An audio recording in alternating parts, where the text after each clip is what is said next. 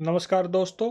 आज हम बात करेंगे होलसेल प्राइस इंडेक्स और कंज्यूमर प्राइस इंडेक्स में क्या डिफरेंस है, एमएसपी क्या है, इसको कैसे फिक्स करते हैं, कुछ फाइनेंशियल इंस्ट्रूमेंट्स जैसे commercial paper, certificate of deposit, call money, zero coupon bonds, ये सब क्या हैं, इनमें क्या डिफरेंसेस हैं और इनका क्या यूज़ है।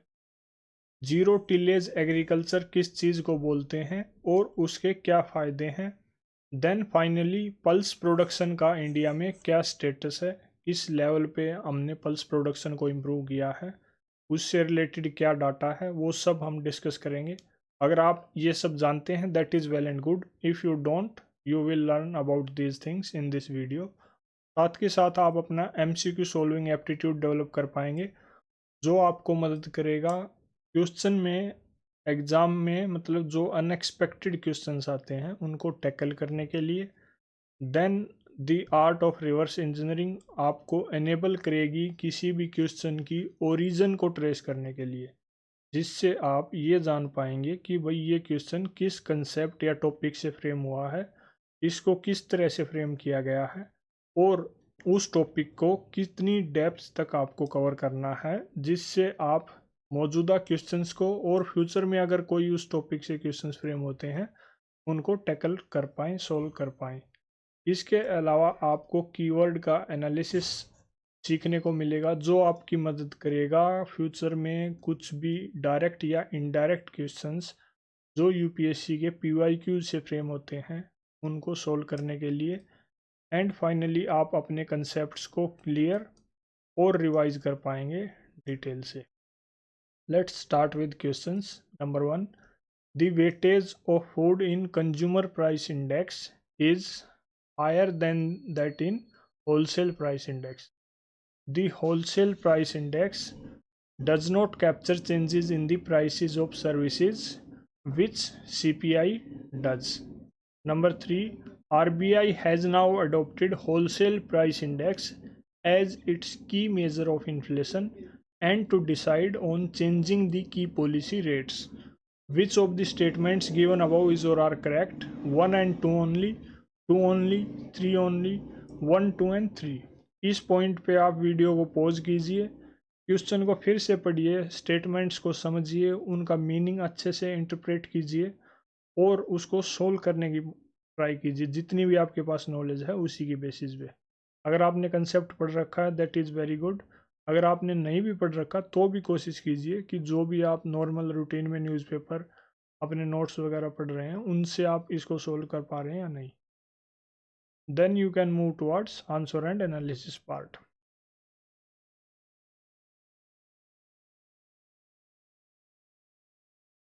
इन this case correct answer is A, यानी first statement is correct, second statement is correct, third statement is incorrect. First statement क्या बोल रही है कि the weightage of food items in consumer price index is higher than the wholesale price index. That is true. Wholesale price index does not capture changes in the prices of services, which CPI does. That is true because wholesale price index जो है वो सिर्फ goods से related है, consumer price index goods and services दोनों से related है। Then RBI has now adopted WPI as its key measure of inflation. RBI ने सीपीआई को की मेजर इन्फ्लेशन अडॉप्ट किया है almost 2014 onwards, and that WPI is not the key measure of inflation. CPI और WPI क्या हैं इनके बारे में डिटेल से देखते हैं। लेक्चर नंबर 4 क्वेश्चन नंबर 7 में ऑलरेडी सीपीआई यानी कंज्यूमर प्राइस इंडेक्स के बारे में बात हो चुकी है। 2015 में ये क्वेश्चन आया था, आप देख सकते हैं 2020 में फिर से क्वेश्चन रिपीट हो रहा है सीपीआई वर्सेस डब्ल्यूपीआई के कंटेक्स्ट में। तो अगर आपको सीपीआई पता था, अच्छे से आपने 2015 के प्रीलिम्स के क्वेश्चंस को किया है, तो उनकी मदद से आप इस क्वेश्चन में अच्छे से इसको टैकल कर पाएंगे, सोल्व कर पाएंगे। आरबीआई ने शिफ्ट किया है CPI from WPI based inflation calculation in 2014। इनमें क्या डिफरेंस है, सबसे पहले इनकी डेफिनेशन या ये क्या है जानते हैं कि सीपीआई क्या है? कंज्यूमर प्राइस इंडेक्स जो है वो इस चीज़ को रिप्रेजेंट करता है, वो रिप्रेजेंट करता है average change in prices paid by consumers at retail level for various goods and services. जो भी कंज्यूमर है वो किसी दुकान पे, किसी रिटेल शॉप पे जो भी प्राइसेस पे करता है अलग अलग गुड्स और सर्विसेज के लिए, उनमें क्या बदलाव आया है, वो बढ़े हैं या घटे हैं, इस चीज़ को जो चीज़ रिफ्लेक्ट करती है that is consumer price index. Wholesale price index भी सेम चीज़ को रिफ्लेक्ट करता है कि भाई प्राइसेस में क्या चेंज आया है, लेकिन वो चेंज सिर्फ गुड्स से रिलेटेड है और वो होलसेल लेवल पे यानी जहाँ पे बल्क में उनको उनकी सेल होती है उनसे रिलेटेड है। गुड्स क्या है, सर्विसेज क्या है, ये हम आगे बात करेंगे। इसको कौन पब्लिश करता है? कंज्यूमर प्राइस इंडेक्स को नेशनल स्टैटिस्टिकल ऑफिस पब्लिश करता है, जो ministry of statistics and programme implementation के अंडर में आती है। देन जो होलसेल प्राइस इंडेक्स है उसको office of economic adviser publish करता है, which is under ministry of commerce and industry. CPI के केस में जो बेस ईयर यूज़ होता है वो 2012 है, और WPI के बेस में जो बेस ईयर है वो 2011-12 है। इसमें डिफरेंस क्या है? सिर्फ 2012 और 2011-12 में क्या डिफरेंस है कि जो सीपीआई का बेस ईयर है वो कैलेंडर ईयर है, यानी कैलेंडर ईयर कब स्टार्ट होता है? जनवरी टू दिसंबर चलता है कैलेंडर ईयर। लेकिन जो फाइनेंशियल ईयर है वो मार्च, अप्रैल टू मार्च चलता है। That is the difference between calendar year and financial year. Frequency क्या है, यानी कितनी बार पब्लिश किया जाता है? इसको मंथली पब्लिश किया जाता है, नॉर्मली 14th तारीख को इसको पब्लिश करते हैं। जो WPI है इसको भी ओवरऑल मंथली पब्लिश किया जाता है, लेकिन कुछ data related to primary articles, fuel and power, उसको वीकली पब्लिश किया जाता है। देन किस बेसिस पे इनको कैलकुलेट किया जाता है या फिर प्रिपेयर किया जाता है, क्या सोर्स हैं उस इन डाटा को तैयार करने के लिए? जो सीपीआई के आइटम्स हैं उनका weight based on average household expenditure collected from consumer expenditure survey. Consumer expenditure survey से हाउस होल्ड का एक्सपेंडिचर, जो एवरेज एक्सपेंडिचर है अलग अलग गुड्स एंड सर्विसेज पे, कौन से गुड्स एंड सर्विसेज जो इस सीपीआई बास्केट में मैंशनड हैं, उनके बेसिस पे इसको कैलकुलेट किया जाता है। WPI को कैलकुलेट किया जाता है बेस्ड ऑन प्रोडक्शन वैल्यू, कि जो भी गुड्स हैं उनकी कितनी प्रोडक्शन वैल्यू है उसके बेस पे। देन जो CPI है it is measured at the final stage of transaction, whereas जो WPI है that is measured at the first stage of transaction. Price paid by consumer is included in CPI and the price paid by wholesaler या wholesale dealers and manufacturers is included in the WPI। मतलब क्या है, जो CPI है वो consumer से related है कि भाई वो कितना पे कर रहे हैं, लेकिन WPI जो रिलेटेड है वो होलसेल डीलर से रिलेटेड है, वो कितना पे कर रहे हैं और उस पेमेंट में कितना चेंजेस आ रहा है एवरेज लेवल पे। देन CPI के अंडर में कितने आइटम्स इंक्लूडेड हैं? 448 रूरल एरिया के लिए, 460 अर्बन एरियाज के लिए, वेराज WPI में 697 आइटम्स इंक्लूडेड हैं। जो वेटेज है फूड आइटम्स की वो कितनी है? 39% है अराउंड CPI में, और WPI में 24% है। तो हमारे क्वेश्चन की एक स्टेटमेंट थी कि CPI में जो फूड आइटम्स की वेटेज है वो ज़्यादा है। देन देयर इज़ गुड्स और सर्विसेज। ये चीज़ हमने पिछली स्लाइड में डिस्कस की थी कि भाई गुड्स और सर्विसेज क्या है। गुड्स जैसे कोई भी आइटम, फूड, खाने से रिलेटेड, जूते चप्पल वगैरह, कपड़े, हाउसिंग वगैरह, ये सभी गुड्स की कैटेगरी में आते हैं, CPI के अंडर में इंक्लूडेड हैं। WPI के अंडर में भी सिर्फ गुड्स इंक्लूडेड हैं, जैसे प्राइमरी गुड्स, खाने के आइटम, मिनरल वगैरह, non food items, manufactured goods जैसे टेक्सटाइल वगैरह, अपैरल के आइटम्स जो हैं, प्रोसेस्ड शुगर वगैरह, फ्यूल एंड पावर जैसे पेट्रोल, CNG, LPG, ये सब WPI के अंडर में इंक्लूडेड है। सर्विसेज का मतलब क्या है कि आप किसी चीज़ की, मतलब कोई फैसिलिटी सर्विस लेना, जैसे भाई आप हेल्थ की सर्विसेज ले रहे हैं, आप एजुकेशन ले रहे हैं। Education is not a good, it is a service. Medical facilities हैं, ट्रांसपोर्टेशन की सुविधा है, आप एक बस पकड़ के एक जगह से दूसरी जगह गए, दैट इज़ ट्रांसपोर्टेशन सर्विस। तो सर्विस और गुड्स सीपीआई के अंडर में इंक्लूडेड है, whereas only goods are included in WPI.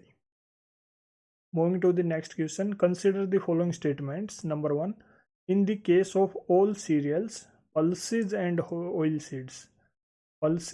oilseeds, the procurement at MSP yani minimum support price is unlimited in any state or union territory of India. Second, in case of cereals and pulses, the MSP is fixed in any state or union territory at a level to which market price will never rise. Which of the statements given above is or are correct? 1 only, 2 only, both 1 and 2, neither 1 nor 2.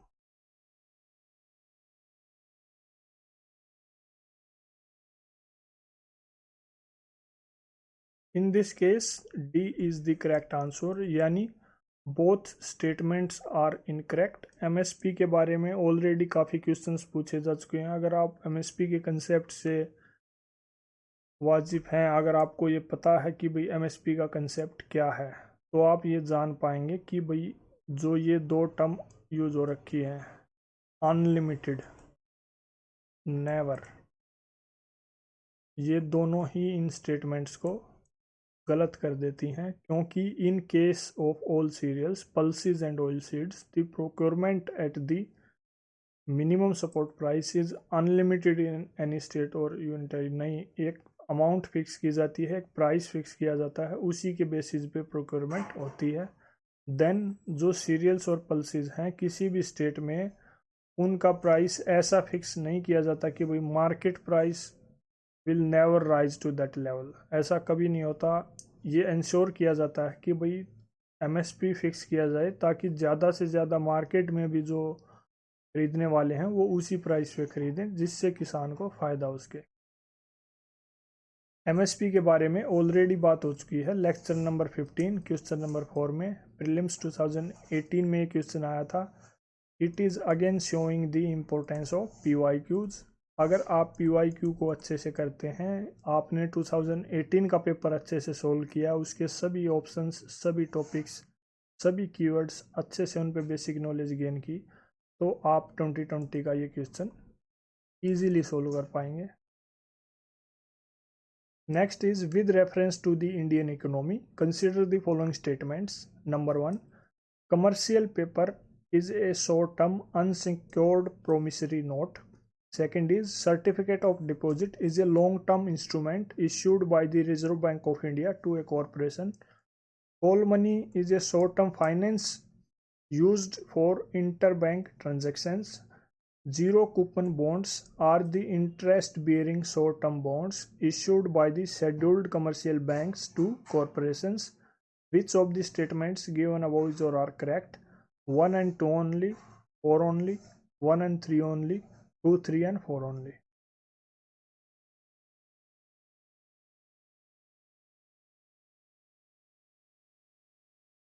In this case, correct answer is C. यानी first statement and third statement are correct, second और fourth are incorrect. Commercial paper क्या है? ये short term unsecured promissory note हैं, इनके बारे में detail से बात ऑलरेडी हो चुकी है। देन कॉल मनी क्या है? ये शॉर्ट टर्म फाइनेंस है जो यूज की जाती है इंटर बैंक ट्रांजेक्शन्स के लिए। इंटर बैंक ट्रांजेक्शन्स और दूसरे जो फाइनेंशियल इंस्टीट्यूशंस हैं वो एक दूसरे से शॉर्ट टर्म जो लोन वगैरह लेते हैं, that is called call money. Zero coupon bonds are the interest bearing short term bonds issued by the scheduled commercial bank to corporations. These are not the interest bearing, इन पे कोई interest नहीं होता और ये scheduled commercial bank या corporation के अलावा भी इश्यू किए जाते हैं। Commercial paper and certificate of deposit lecture 16 में बात हो चुकी है, क्वेश्चन नंबर 9 में 2019 में। अगेन आप देख सकते हैं, अगर आप PYQ को अच्छे से करते हैं, 2019 में क्वेश्चन आया है, ये दोनों चीज़ें पूछी गई हैं, वहाँ आपने पढ़ ली तो 2020 का क्वेश्चन आप कर पाएंगे अच्छे से।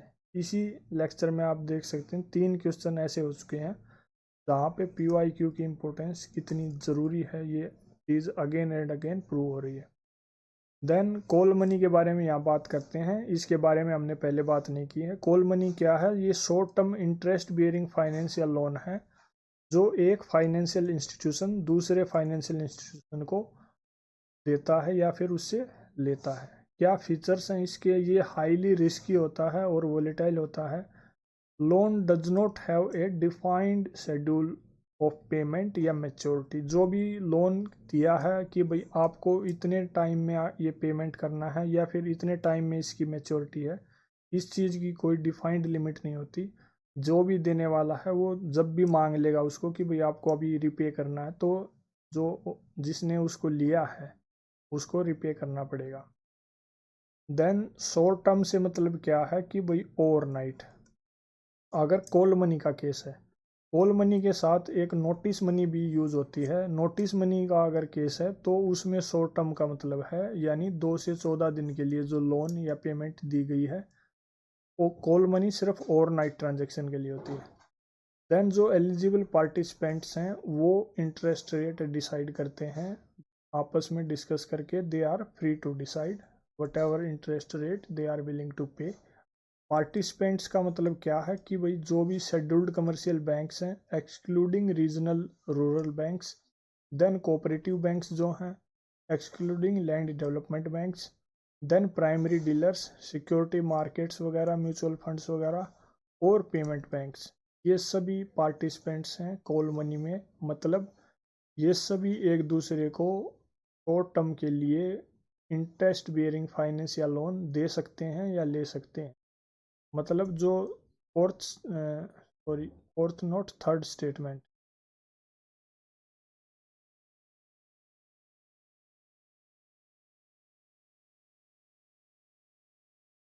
all money is a short-term finance used for interbank transactions and long-term instrument issued by RBI to corporations. There is no security or collateral is required to conduct these transactions. मतलब call money के लिए कोई security या collateral जमा नहीं करना पड़ता। Next is zero coupon bonds, जिनको डिस्काउंट बॉन्ड्स भी बोलते हैं। ये क्या है? ये भी एक फाइनेंशियल इंस्ट्रूमेंट है जो पे नहीं करते क्या? Interest to the investor. यानी जो भी इनमें इन्वेस्ट कर रहा है उसको इंटरेस्ट के तौर पे कोई चीज़ नहीं मिलेगी, यानी इन पे कोई इंटरेस्ट नहीं है, जीरो इंटरेस्ट है। क्या फीचर्स हैं इनके? The investor profits from the difference between buying price and the face value at the time of maturity. यानी जो भी इन्वेस्टर इन्वेस्टमेंट कर रहा है जीरो कूपन बॉन्ड्स में, मतलब उसको फ़ायदा कहाँ से मिलेगा? बिना फ़ायदे के लिए कोई इन्वेस्टमेंट करेगा ही नहीं। देन उसको फ़ायदा कहाँ से मिलेगा? उसको फ़ायदा मिलेगा जो भी जिस भी प्राइस पे वो ख़रीद रहा है उनको, और जो भी उसकी फेस वैल्यू होगी जिस टाइम पे वो मैच्योर हो जाएंगे, दैट इज़ द मतलब उस डिफरेंस से उसको फ़ायदा मिलेगा। यानी जो ये बॉन्ड्स हैं ये these are issued at a discount on the face value. Face value क्या है? जो भी amount the issuer promises to pay once the bond reaches the maturity. यानी फेस वैल्यू वो अमाउंट है या वो पेमेंट है जो इन बॉन्ड्स को इश्यू करने वाला ये प्रॉमिस करता है कि भाई हाँ, इन बॉन्ड्स की मैच्योरिटी पे I will pay you this much. और जब वो उनको इश्यू कर रहा है उस टाइम उस अमाउंट से कम की वैल्यू पे, यानी एक डिस्काउंट प्राइस होता है उस पे इश्यू किए जाते हैं, जिससे जो इन्वेस्टर है उसको भी फ़ायदा उसके। These can be issued by various entities like government, banks, corporations.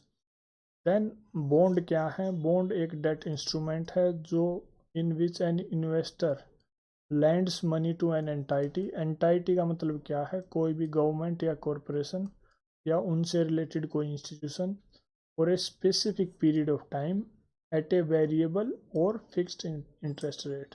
यानी ये डेट इंस्ट्रूमेंट है जिनमें कोई इन्वेस्टर पैसा देता है किसको? किसी भी एंटाइटी को, सरकारी या कॉरपोरेट को, एक फिक्स्ड इंटरेस्ट रेट पे और एक स्पेसिफाइड टाइम पीरियड के लिए। इस सिचुएशन में जो बॉन्ड को इश्यू करता है वो कौन होते हैं? These are issued by the government, corporations, municipalities etcetera to raise money to finance a variety of projects and activities यानी जो भी सरकार है, कॉरपोरेशंस हैं या म्यूनिसिपैलिटी वगैरह हैं, ये सब बॉन्ड्स को इश्यू करती हैं ताकि वो पैसा कलेक्ट कर सकें इन्वेस्टर से, जिससे वो अपने प्रोजेक्ट्स को, अपनी एक्टिविटीज़ को फंड कर सकें। जो भी बॉन्ड का ओनर है यानी जो इन्वेस्टर है उसको क्या बोलेंगे, वो डेट होल्डर होता है या फिर क्रेडिटर ऑफ द इश्यूअर होता है। नेक्स्ट इज व्हाट इज और आर दी एडवांटेज या advantages of the zero tillage in agriculture.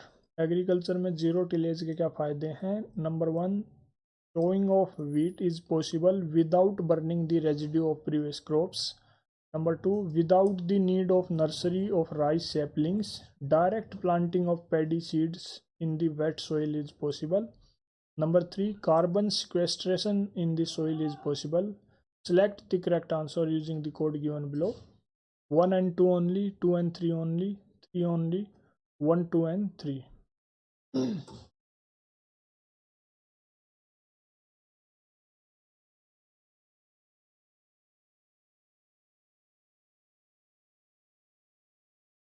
In this case, correct answer is D. यानी all of these are the benefits या advantages of zero tillage in agriculture. Zero tillage क्या है, सबसे पहले हमें जानने की ज़रूरत ये है। जीरो टिलेज को कंजर्वेशन टिलेज भी बोलते हैं, जिसका मतलब ये है कि भाई सोइल को मिनिमल डिस्टरबेंस किया जाए, यानी जो कल्टीवेशन किया जाता है सोइल पे वो मिनिमल हो, कम से कम हो, और ना भी किया जाए तो भी अच्छा है। क्यों ऐसा करते हैं, जिससे सोइल के ऊपर एक प्रोटेक्टिव लेयर क्रिएट हो सके, जो अलग अलग बेनिफिट्स देती है एग्रीकल्चर के केस में। वे बेनिफिट्स कौन से हैं कि भाई अगर कम से कम सोइल की डिस्टरबेंस होगी, उसके साथ कम से कम छेड़खानी होगी, तो जो सोइल है वो मतलब स्टेबल रहेगी, उससे उसकी फर्टिलिटी बढ़ेगी और जो ओवरऑल एग्रीकल्चर प्रोडक्शन है उसमें इम्प्रूवमेंट होगी। देन क्रॉप को कैसे बोया जाए, क्रॉप को बोया जाए ड्रिलर्स के थ्रू, जिससे कम से कम सोइल में डिस्टरबेंस हो। ये हेल्प करता है जो जीरो टिलेज है in sowing seeds without burning the residue of previous crop. जैसे वही हैप्पी सीडर वगैरह टेक्निक है, उसकी मदद से जीरो टिलेज की प्रैक्टिस की जाती है। It also enables direct plantation of paddy seeds in wet soil via direct seeded rice. Then it ensures carbon sequestration, जिसकी मदद से क्या होता है कि भाई जो कार्बन डाइऑक्साइड है वो ज़्यादा से ज़्यादा सोइल में रहती है, उसका कम से कम एनवायरनमेंट में रिलीज होता है, जो क्लाइमेट चेंज में मदद करता है। देन सोइल की जो इरोजन है वो भी कम होती है पानी या हवा की वजह से, क्योंकि सोइल के ऊपर एक प्रोटेक्टिव लेयर रहती है, वो इसको इरोजन से बचाती है। Then there is reduced evaporation of soil moisture. क्यों, अगेन सेम प्रोटेक्टिव लेयर की वजह से, सनलाइट ज़्यादा है तो सोइल का जो मॉइस्चर है, सोइल के अंदर जो मॉइस्चर होता है उसमें उसका एवापोरेशन कम से कम होगा। सोइल की फर्टिलिटी इम्प्रूव होगी, कॉस्ट सेविंग बढ़ेगी क्योंकि आपको कम फ्यूल और लेबर की ज़रूरत पड़ेगी सोइल में कल्टीवेशन करने के लिए। देन क्रॉप की जो ड्यूरेशन है, यानी फसल बोने के बाद फसल पकने का जो टाइम है वो कम हो जाएगा। इससे अर्ली क्रॉपिंग आपकी होगी और ज़्यादा से ज़्यादा इल्ड होगी। ये जीरो टिलेज के फायदे हैं। Then with reference to pulse production in India consider the following statements. Number 1, black gram can be cultivated at both kharif and rabi crop. Then green gram alone accounts for nearly half of pulse production. Then in the last 3 decades, while the production of kharif pulses has increased, the production of rabi pulses has decreased. Which of the statements given above is or are correct? 1 only, 2 and 3 only, 2 only, 1, 2 and 3. In this case correct answer is A, यानी सिर्फ first statement ठीक है कि जो black gram है वो रबी और खरीफ दोनों सीजन में कल्टीवेट की जा सकती है। Green gram alone accounts for nearly half of pulse production, ये अपने आप में एक एक्सट्रीम स्टेटमेंट लगती है, उस बेसिस पे भी आप इसको एलिमिनेट कर सकते हैं। थर्ड इज ऑल्सो इनकरेक्ट, क्योंकि पिछले 30 साल में यानी 3 डिकेड्स में खरीफ पल्सेस का प्रोडक्शन बढ़ा है लेकिन रबी पल्सेस का घटा है। ये अपने आप में एक मतलब इनकरेक्ट स्टेटमेंट लगती है। अगर आप कॉमन सेंस भी यूज करेंगे तो जो प्रोडक्शन 30 साल पहले था खरीफ पल्सेस का भी और रबी का भी, और 30 साल के बाद जितने भी टेक्नोलॉजी में चेंजेस हुए हैं, एग्रीकल्चर करने के अलग अलग मेथड्स में डेवलपमेंट हुई है, उनके बेसिस पे भी आप कॉमनली मतलब एक नॉर्मल उससे भी अंदाज़ा लगा सकते हैं कि भाई प्रोडक्शन बड़ा ही बड़ा होगा, चाहे वो कितना ही बड़ा हो लेकिन बड़ा होगा। तो पल्स प्रोडक्शन का क्या स्टेटस है? ये एक एनुअल लेग्यूमिनस क्रॉप है जो यूज़ की जाती है बोथ फूड के लिए भी और फीड के लिए भी। इंडिया लार्जेस्ट प्रोड्यूसर है और लार्जेस्ट कंज्यूमर है पल्सेस का वर्ल्ड में। Then it is an important source of protein, और इसकी नाइट्रोजन फिक्सिंग प्रॉपर्टी मदद करती हैं किस चीज़ में? सोइल की हेल्थ को इम्प्रूव करने में और क्लाइमेट चेंज को टैकल करने में। गवर्नमेंट ने कुछ इनिशिएटिव्स ले रखे हैं जैसे national food security mission pulses, जो मदद करते हैं पल्स के प्रोडक्शन को प्रमोट करने के लिए। कुछ मेजर पल्सेस जो इंडिया में प्रोड्यूस की जाती हैं, दीज आर द पल्सेस जिनकी लिस्ट यहाँ दे रखी है, जैसे देसी चिकपी यानी देसी चना, अरहर, तूर, रेड ग्राम, मूंग बीन्स, काबुली चना, उड़द, माह, ब्लैक ग्राम, राजमा, लोबिया, मसूर एंड मटर। These all are the pulses that are majorly produced in India। दोनों ही सीज़न में ये प्रोड्यूस की जाती हैं, रबी के सीज़न में भी और खरीफ के सीज़न में भी। एक बात जो नोट करने की यहाँ है कि भाई अराउंड जो टोटल प्रोडक्शन है उसका 60% रबी के सीज़न में प्रोड्यूस किया जाता है यानी विंटर्स में। देन जो 40% है वो खरीफ सीज़न में, दोनों ही सीज़न में प्रोड्यूस की जाती है। ग्राम्स जो हैं वो nearly 40% of total pulse production है, ना कि 50%। और ग्राम्स की कैटेगरी में ब्लैक ग्राम भी आती है, ग्रीन ग्राम भी आती हैं, सभी टाइप की ग्राम्स आती। देन पिछले 3 डिकेड्स में जो प्रोडक्शन है खरीफ और रबी पल्सेस का वो बढ़ा है। मेजर प्रोड्यूसर स्टेट्स इंडिया के केस में कौन सी हैं? Rajasthan, Maharashtra, Karnataka, Madhya Pradesh and UP. ये सभी स्टेट्स जो मेजर प्रोड्यूसर हैं pulses. That is all about pulse production in India, and that is all in this lecture. Thank you.